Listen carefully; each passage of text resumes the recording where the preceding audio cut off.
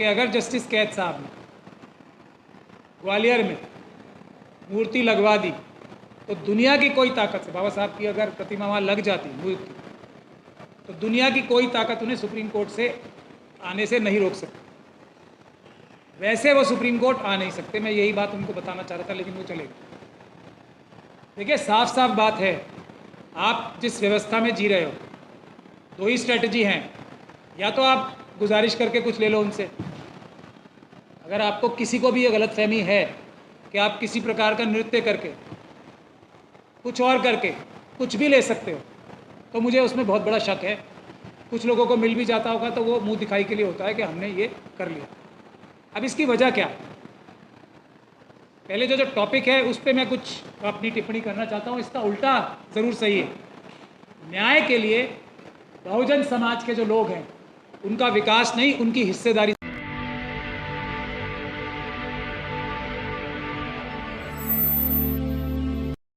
We the people के इस एक और बहुत ही अच्छे प्रोग्राम के लिए सभी साथियों को जय भीम।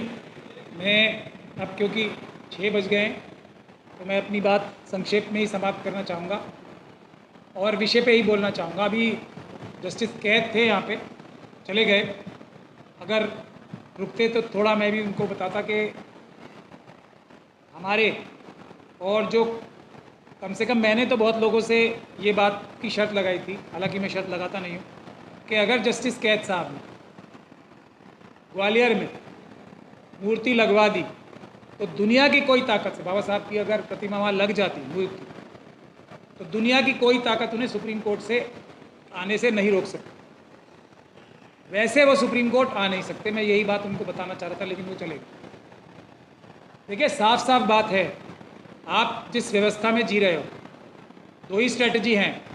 या तो आप गुजारिश करके कुछ ले लो उनसे, अगर आपको किसी को भी ये गलतफहमी है कि आप किसी प्रकार का नृत्य करके, कुछ और करके कुछ भी ले सकते हो, तो मुझे उसमें बहुत बड़ा शक है। कुछ लोगों को मिल भी जाता होगा तो वो मुंह दिखाई के लिए होता है कि हमने ये कर लिया। अब इसकी वजह क्या?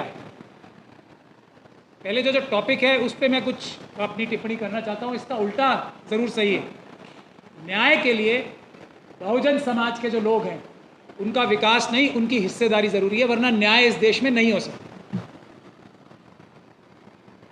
दूसरी बात, इस देश में मनुवादी व्यवस्था ने बाबा साहब डॉक्टर भीमराव अंबेडकर का सबसे बड़ा जो देश के लिए जिसके लिए वो फादर ऑफ द नेशन है, गांधी जी तो पता नहीं क्या है, मुझे तो पता नहीं, मैं तो बाबा साहब डॉक्टर भीमराव अंबेडकर को ही फादर ऑफ द नेशन समझता हूँ और उनको ही जानता हूँ, क्योंकि भारत का संविधान भारत है।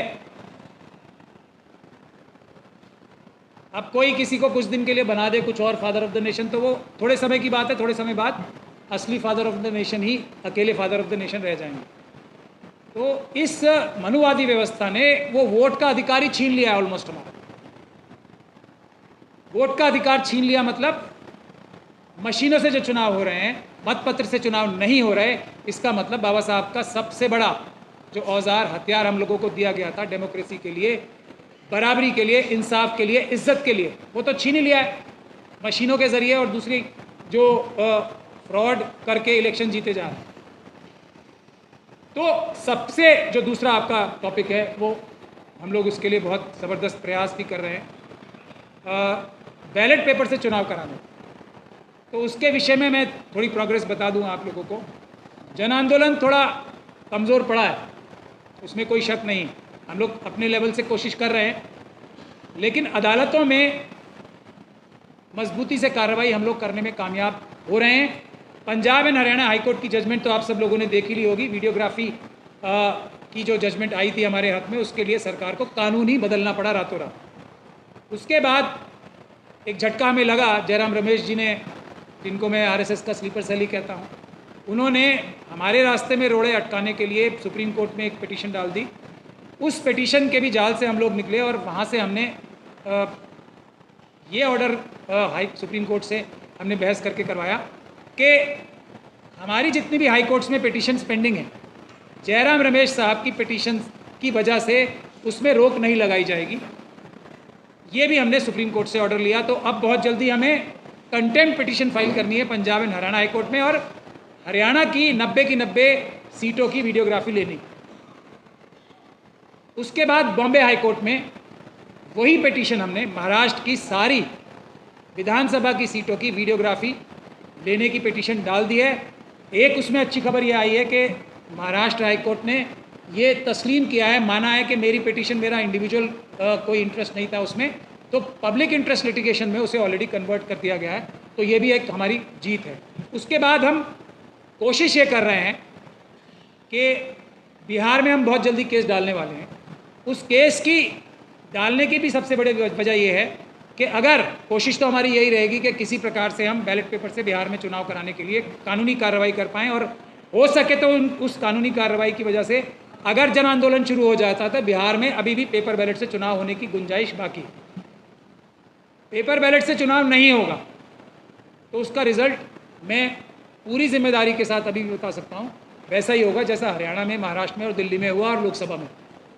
जनता वोट नहीं दे रही है, जनता भारतीय जनता पार्टी और आरएसएस की जमानतें जब्त करा रही है। झूठे और नकली वोटों से वो सरकार बनाने में बिहार में भी कामयाब हो जाएंगे अगर हम लोगों ने पूरी ताकत लगा के या तो मतपत्र से चुनाव नहीं कराए, और अगर मतपत्र से चुनाव नहीं होते तो अगर मशीनों से भी चुनाव होते हैं तो मशीनों के चुनाव में जितनी धांधली होने की संभावना है उसको कम नहीं करा पाया, तो नतीजा एक ही होने जा रहा है जो बाकी सब जगह होना है।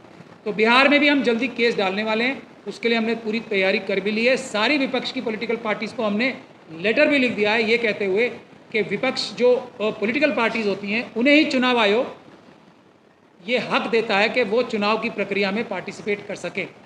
आम नागरिक का कोई हक ही नहीं, और ये सबसे बड़े दुर्भाग्य की बात है।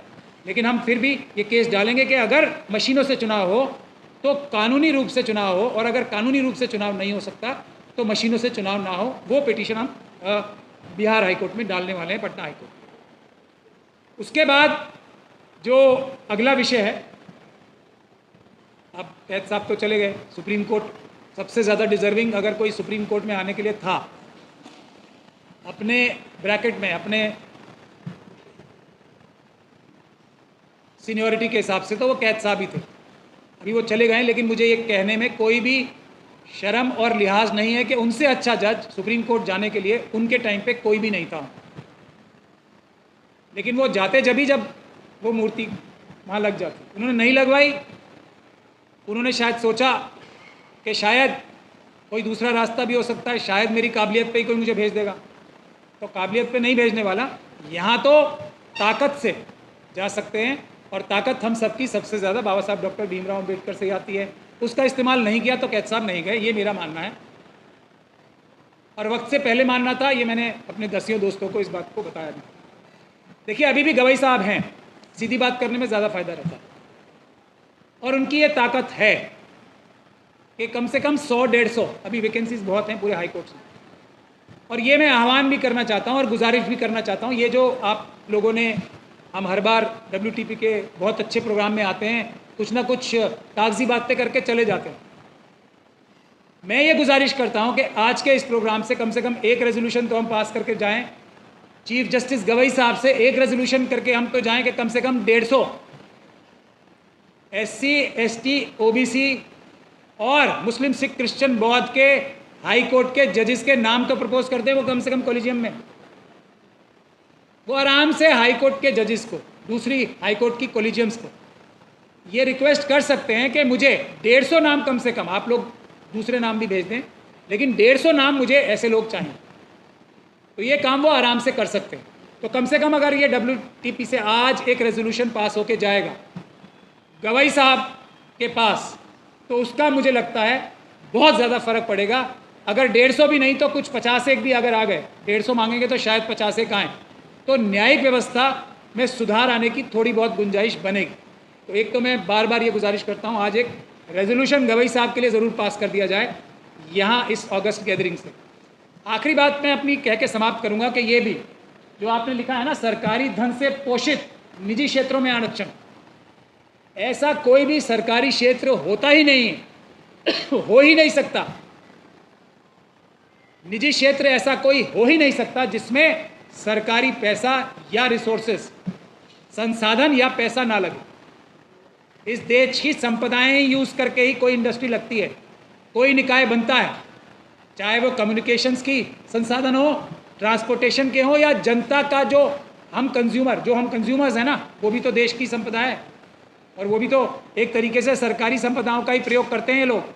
तो रिजर्वेशन प्राइवेट सेक्टर में बिना किसी प्री कंडीशन के होनी चाहिए, कोई कंडीशन नहीं लगनी चाहिए कि सरकारी धन से पोषित हो। कोई भी निकाय ऐसा नहीं हो सकता प्राइवेट जो सरकारी धन से पोषित ना हो। एक रिक्वेस्ट करके मैं अपनी बात खत्म करना चाहूँगा, और वो भी एक प्रैक्टिकल रिक्वेस्ट है। अभी हमने आईआईटी में, आप लोगों ने सुना होगा कि 2023 में 2 बच्चों की हत्या की गई थी, अमित और आयुष की। उसके लिए एक बहुत अच्छा ऑर्डर हम लोगों ने सुप्रीम कोर्ट तक गए थे एफआईआर कराने, बहुत अच्छा ऑर्डर सुप्रीम कोर्ट ने किया हुआ है, और वो केस अभी भी पेंडिंग है, चल रहा है, कि ऐसे शैक्षिक संस्थानों में जो भी अननेचुरल डेथ्स होती हैं उसके लिए एक एफआईआर ज़रूर दर्ज होगी। अब आप लोगों को मुझे ये बताने की तो आवश्यकता नहीं है कि इस प्रकार के एजुकेशनल इंस्टीट्यूशंस में ज़्यादा मृत्यु आत्महत्या के द्वारा, अब रोहित महमूला का केस हो या आप लोग रोज़ देख ही रहे हैं, कौन लोग करते हैं? बहुजन समाज के ही ज़्यादा लोग होते हैं। तो वो केस में सुप्रीम कोर्ट ने, माननीय उच्चतम न्यायालय ने एक टास्क फोर्स बनाई है पूरे देश में, जो इस आत्महत्याएं जो हो रही हैं या हत्याएं जो हो रही हैं, जो अननेचुरल डेथ्स हो रही हैं शैक्षिक संस्थानों में, उस पर रोक लगाने के लिए, कार्रवाई करने के लिए हमें आप सब लोगों की मदद चाहिए। वो केस अभी भी चल रहा है, हमें आपसे मदद ये चाहिए। ये बात तो ऑर्डर हो चुका है कि अब एफआईआर 100% सब केसेस में होगी। कोई भी अननेचुरल डेथ होती है किसी भी शैक्षिक संस्थान में, तो एफआईआर कराना उस इंस्टीट्यूट की मैनेजमेंट की जिम्मेदारी है।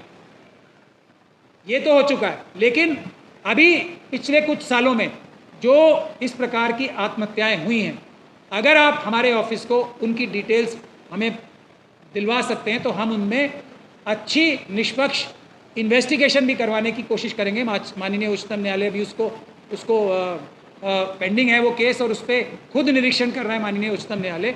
तो एक तो एफआईआर 100% हो जाएगी अगर आप कोई भी ऐसे आत्महत्या का केस हमारे ऑफिस तक पहुंचाते हैं, एक बात, और उसमें सही इन्वेस्टिगेशन होके जो भी कॉम्पनसेशन मिलना होगा, जो दोषी लोग होंगे उनको सज़ा दिलवाने में भी हम लोगों को उच्चतम न्यायालय से बहुत मतलब आसानी हो जाएगी। तो ये भी मैं गुजारिश आप लोगों से करना चाहता हूँ। हमारा जो एफर्ट है इस जजमेंट में जो अभी चल रही है, अभी वो लगातार, अभी अगले सोमवार को भी उसकी डेट है, तो उसमें हमारा एफर्ट ये है कि अगर ये जिम्मेदारी कि बच्चे ने किसी मनोवैज्ञानिक दबाव में आके, काम के प्रेशर में आके आत्महत्या की, ये पूरी तरीके से बकवास और झूठ बात। पूरी जिम्मेदारी मैनेजमेंट की होनी चाहिए, पूरी जिम्मेदारी शैक्षिक संस्थान की होनी चाहिए कि वो बच्चे का पूरा ख्याल रखे कि वो किसी भी प्रकार से किसी दबाव में आने का तो सवाल ही नहीं होता। अगर वो दबाव में आता है इसका मतलब मैनेजमेंट और वो एजुकेशनल इंस्टीट्यूशन जो है बिल्कुल रद्दी है, बेकार। इसकी हम कोशिश कर रहे हैं कि पूरा ख्याल रखा जाए बच्चों का, ख़ास तौर पे बहुजन समाज के बच्चों का। तो उसमें मुझे आप लोगों से मदद भी चाहिए। मुझे यही आपसे गुजारिश करनी थी, कुछ प्रैक्टिकल। और रिजर्वेशन के लिए हाई कोर्ट और सुप्रीम कोर्ट में हम लोग जो ये 150 की मांग जो हमने रखी है, हम बहुत जल्दी सुप्रीम कोर्ट के बाहर एक प्रदर्शन भी करेंगे गवई साहब के हाथ मजबूत करने के लिए।